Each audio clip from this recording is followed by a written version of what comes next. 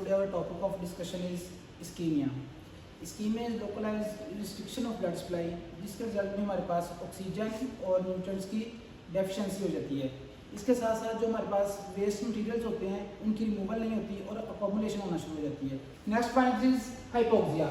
Hypoxia is specifically use for the deficiency of oxygen, और hypoxia जो है वो नॉर्मल ब्लड फ्लो में भी हो सकता है। कॉन्सिक्वेंसेस ऑफ इस्कीमिया, जिसमें हमारे पास हम सबसे पहले सेलुलर लेवल पे देखते हैं कि इसके कॉन्सिक्वेंसेस क्या क्या हो सकते हैं।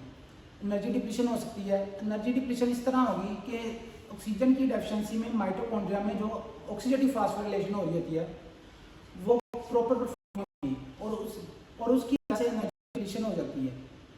नेक्स्ट पॉइंट है एनारोबिक मेटाबॉलिज्म।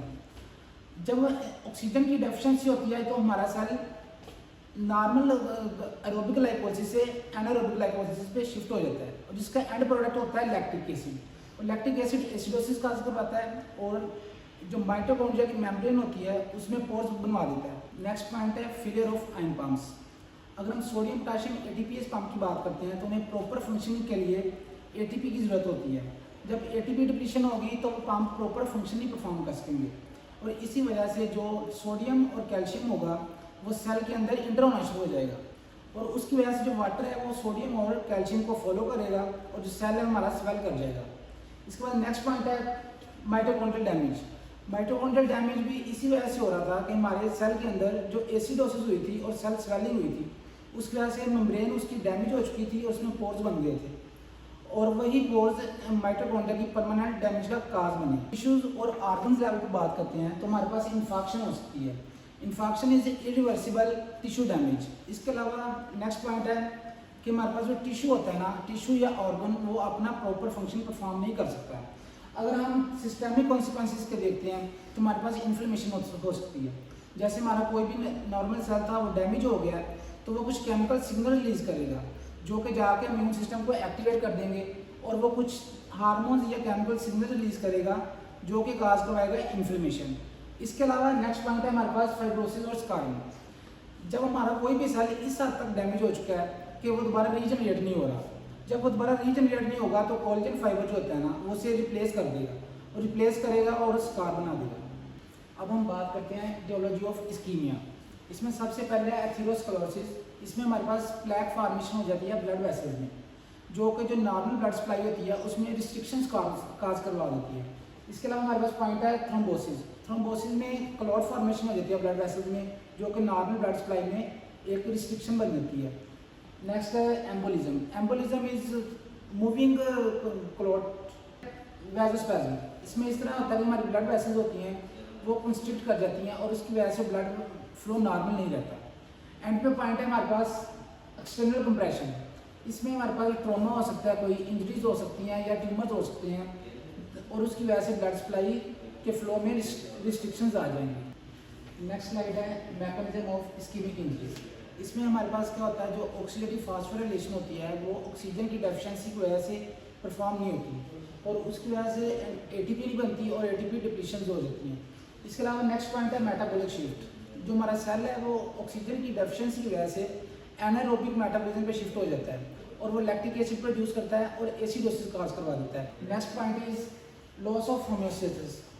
इसमें ये होता है कि सोडियम पोटेशियम एटीपीएस पंप होता है वो अपना प्रॉपर फंक्शन नहीं परफॉर्म करता क्योंकि एटीपी की डिप्लीशन हो जाती है, और इसी वजह से जो सोडियम और कैल्शियम है सेल के अंदर इंटर हो जाते हैं, और वो वाटर भी उनको फॉलो करता हुआ सेल के अंदर इंटर हो जाता है और सेल की स्वेलिंग हो जाती है, और इस तरह ये at the end mitochondrial damage का भी काज बनता है।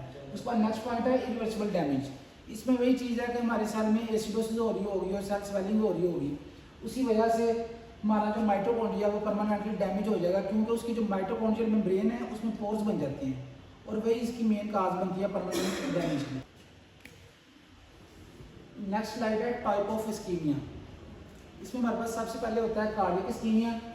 कार्डियक इस्कीमिया जो है ये मायोकार्डियल इंफार्क्शन की वजह भी बन सकता है और एंजाइना भी हो सकता है इसकी वजह से। अगर हम बात करते हैं सेरेब्रल इस्कीमिया की, सेरेब्रल इस्कीमिया मोस्टली स्ट्रोक के चांसेस होते हैं इसकी वजह से, और मेसेंट्रिक इस्कीमिया ये होता है कि जो हमारी इंटेस्टाइन है इसमें जो ब्लड सप्लाई है वो ब्लॉक हो जाती है। इसके अलावा अगर हम बात करते हैं पेरिफेरल इस्कीमिया की, तो इसमें जो हमारे पेरिफेरल रीजन्स है ना उसमें जो ब्लड सप्लाई है वो ब्लॉक हो जाती है और रिस्ट्रिक्शन आ जाती है उसमें। अगर हम नेक्स्ट स्लाइड की बात करते हैं तो इधर है हमारे पास डायग्नोस्टिक अप्रोचेज। इसमें सबसे पहले है ईसीजी।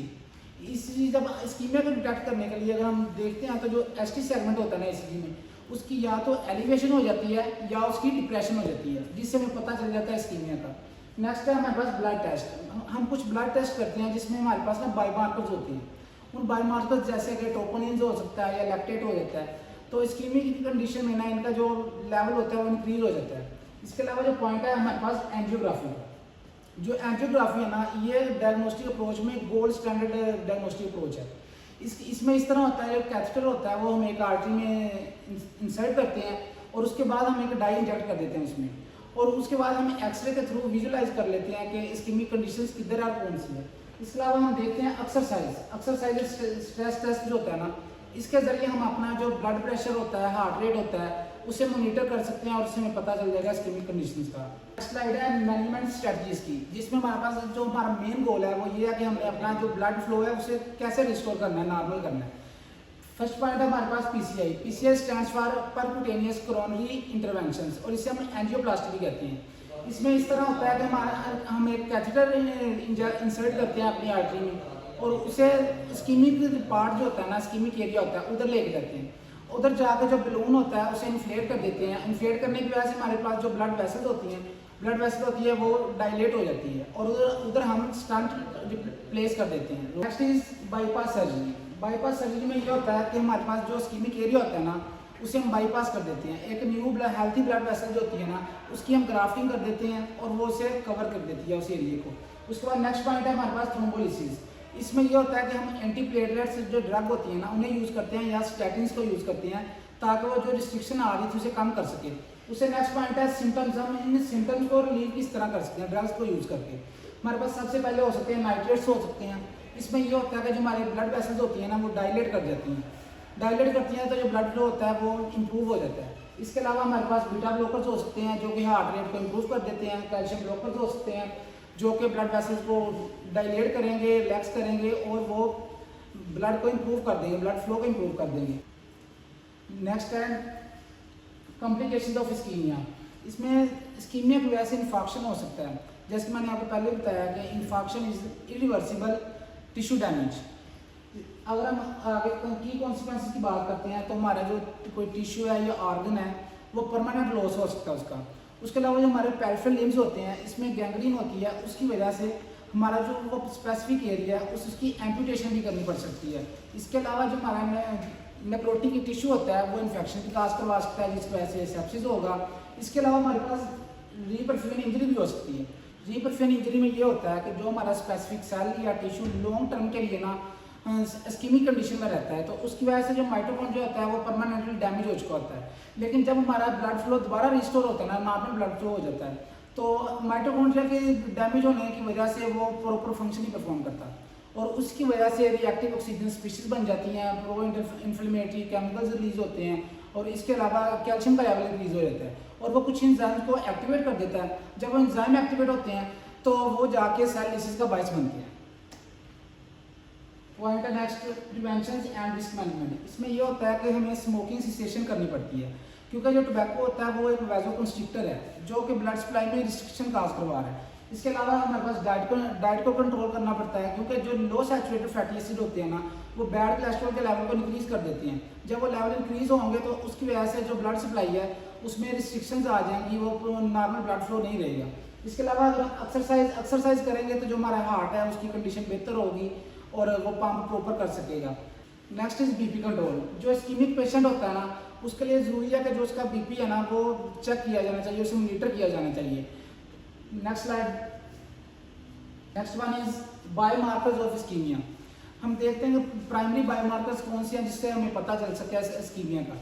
सबसे पहले हमारे पास कार्डियक ट्रोपोनिन्स। कार्डियक ट्रोपोनिन्स जब हमें इस्कीमिया होगा या मायोकार्डियल इन्फार्क्शन होगा तो उसके बाद हमारे पास जो ये कार्डियक ट्रोपोनिन्स होते हैं इनका लेवल इंक्रीज हो जाता है। इसके अलावा क्रिएटिनिन काइनेज की बात करते हैं तो ये भी हमारे मायोकार्डियल इन्फार्क्शन के बाद इसका लेवल बहुत इंक्रीज होता है, लेकिन ये री इन्फार्क्शन के लिए जो इसे यूज़ किया जा सकता है ताकि हमें पता चल सके कि दोबारा इन्फार्क्शन के चांसेस हैं या नहीं है, इन्फार्क्शन आने वाला है। इसके अलावा हम अदर बायोमार्कर्स की बात करते हैं तो हमारे पास इस्कीमिया का मॉडिफाइड एल्ब्यूमिन हो सकता है, जिसका ये होता है कि जब हमारा ब्लड में ऑक्सीजन का लेवल कम हो जाता है ना, तो इसका लेवल राइज हो जाता है। जब इसका लेवल राइज हो जाएगा तो हमें पता चल जाएगा कि इस्कीमिक कंडीशन है। इसके अलावा अगर हम बात करते हैं heart type fatty acid binding proteins की, तो ये हमारे ब्लड में स्मॉल प्रोटीन्स होती हैं जो कि फैटी एसिड को स्टोर करती हैं और एनर्जी के लिए यूज़ होता है वो। लेकिन जब हमारे पास इस्कीमिक कंडीशन होती है तो ये हमारे ब्लड के अंदर लीक आउट हो जाती हैं। जब ये लीक आउट हो जाएंगे तो हम ब्लड टेस्ट के जरिए हमें पता चल जाएगा कि हमारे ब्लड के अंदर heart type fatty acid binding proteins है। That's all about ischemia. Thanks for watching video.